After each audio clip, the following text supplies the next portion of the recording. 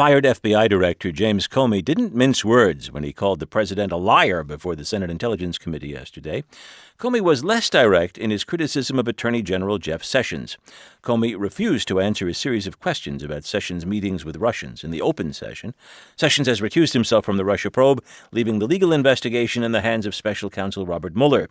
NPR Justice correspondent Carrie Johnson joins us now. And Carrie, do we know about what the special counsel Mueller is investigating? Robert Mueller's looking into Russian interference in last year's presidential election and whether anyone in the Trump campaign acted as a middleman or more. In fact, two sources tell me before the Deputy Attorney General tapped Mueller to be the special counsel, he'd been on the short list to become the next FBI director. That would have been a heavy lift because he had already served 12 years in that job, but the White House was willing to try.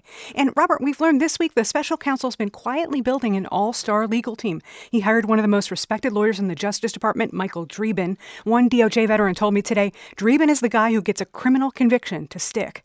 The special counsel's eventually going to want to hear from the Trump campaign aides who met with Russians. That includes the president's son-in-law, Jared Kushner, and Attorney General Jeff Sessions. Attorney General Jeff Sessions. Does that mean that the Attorney General's in trouble? Well, too soon to say, Robert. In his testimony Thursday, Comey said even before Jeff Sessions recused himself, the FBI thought he would, citing facts Comey couldn't discuss in public that would hurt Sessions' ability to oversee the Russia case.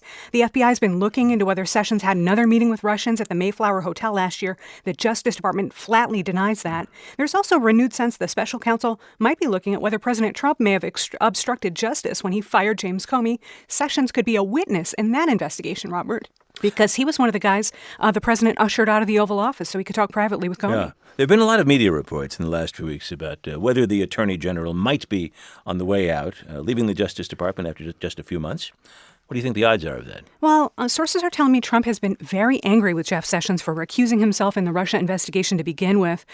Lots of profane conversations and yelling. Sessions actually offered to resign, even though his friends say he doesn't want to leave.